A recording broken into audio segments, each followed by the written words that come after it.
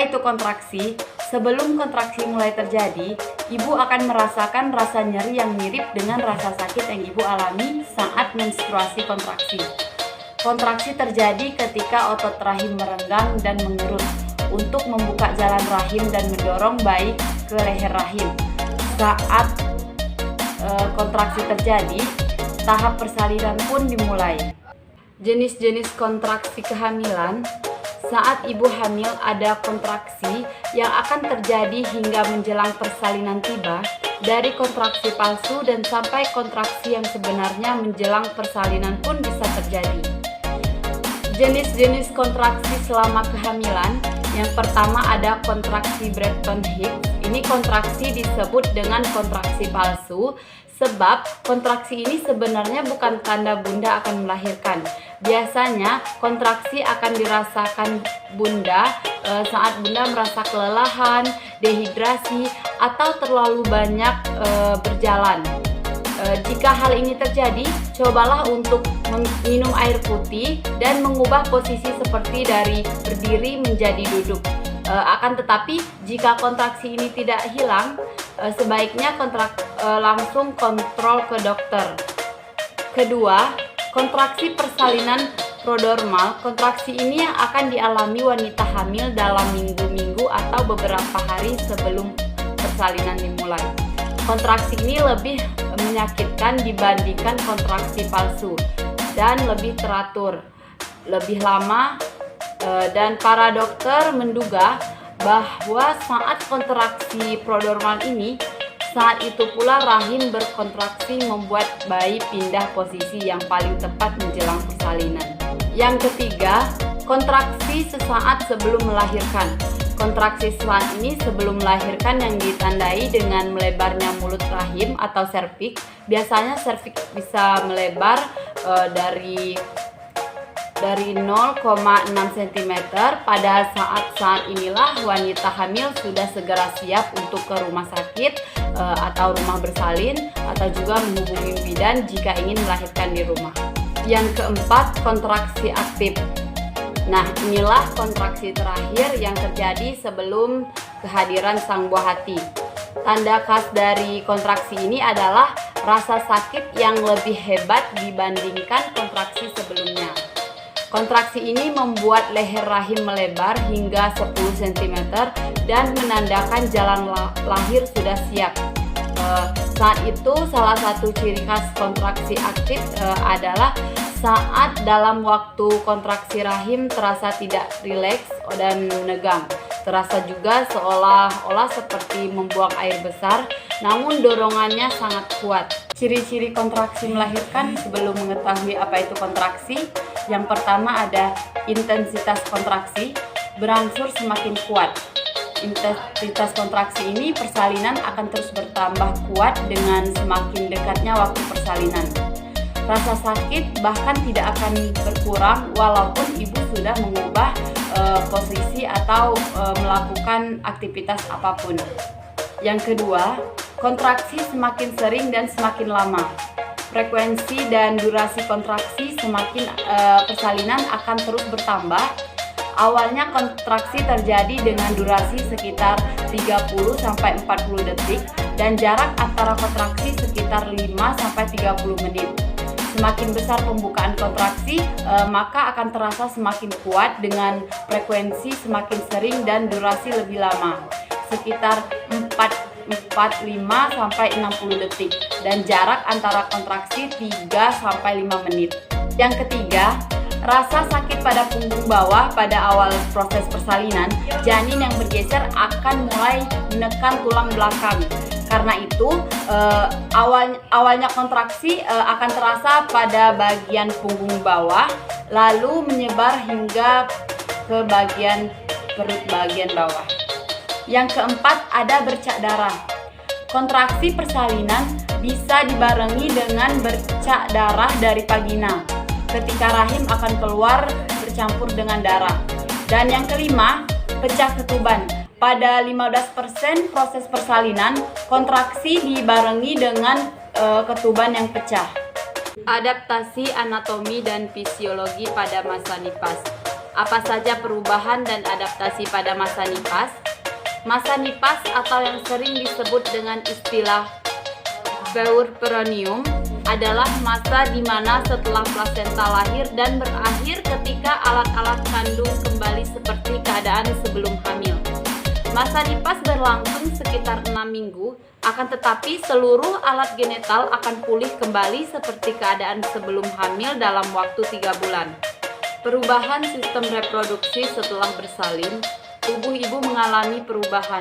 Rahim mengecil, serviks menutup, vagina kembali pada yaitu ukuran normal dan payudara mengeluarkan ASI.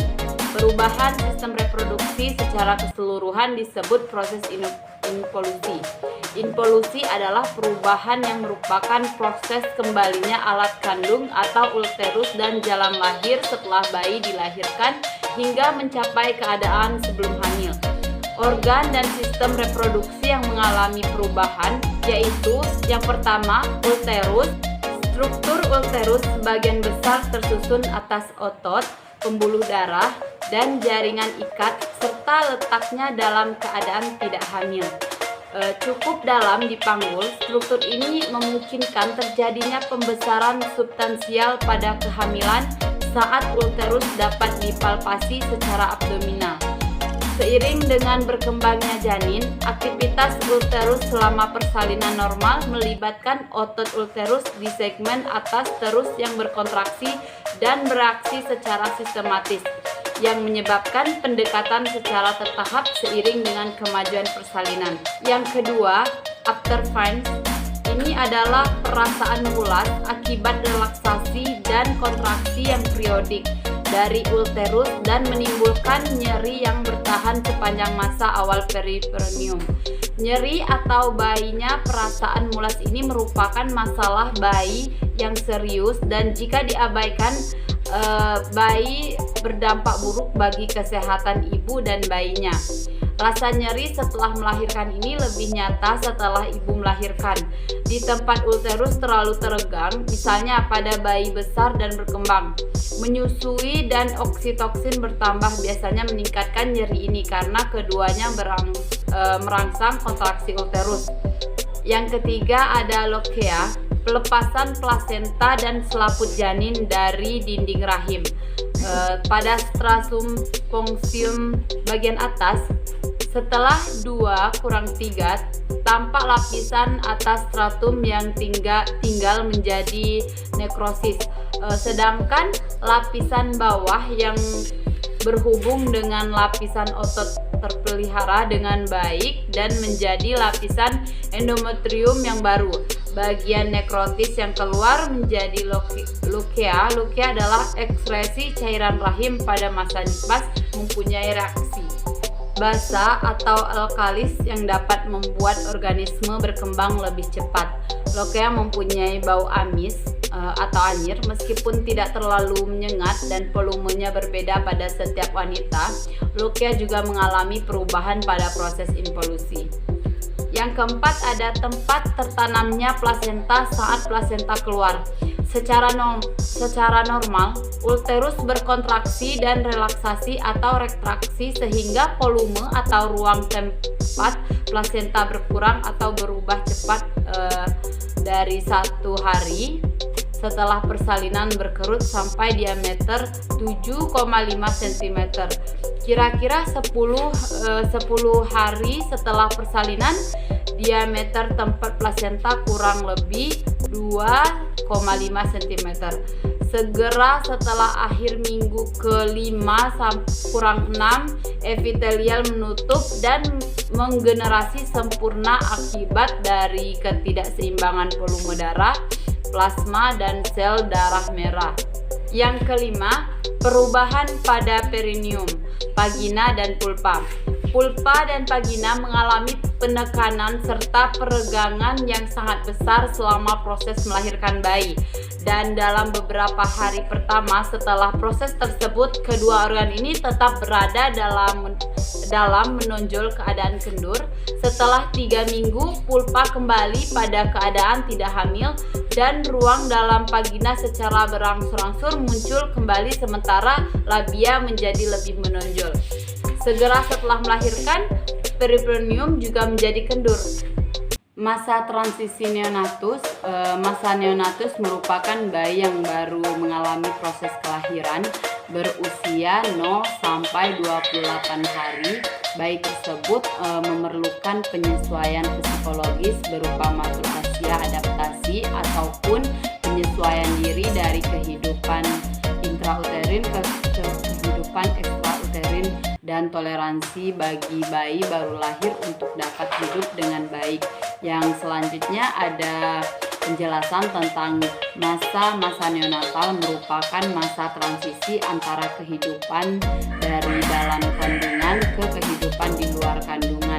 Masa neonatal dibagi menjadi dua, yaitu yang pertama masa neonatal 0 sampai 20 hari dan yang kedua masa neonatal lanjut, yaitu masa antara 8 sampai 28 hari. Selanjutnya ada tanda-tanda neonatus normal, yaitu suhu tubuh bayi tidak terlalu panas atau lebih dari 38 juga tidak atau kurang dari 36 derajat Celcius, tidak terlalu dingin atau kurang dari 36 derajat Celcius. Warna kuning pada kulit, tidak ada konjungtiva terdapat pada hari kedua sampai ketiga. Tidak biru, tidak pucat, tidak memar. Pada saat diberi makanan kisapan pun masih kuat, tidak mengantuk, tidak muntah, tidak terlihat tanda-tanda infeksi pada tali pusat seperti tali pusat merah, bengkak, keluar cairan bau busuk, berdarah dan bersemi selama 20 jam. Tinja lembek tua tidak ada atau lebih darah pada tinja bayi, tidak menggigil atau tangisan kuat, tidak terdapat tanda 5 lunglai, kejang menangis. Terus selanjutnya ada neonatus beresiko. Tinggi beresiko merupakan kelompok BBL atau bayi baru lahir yang secara statistik menunjukkan kemungkinan lebih tinggi untuk sakit atau mengalami kematian dari periode natal.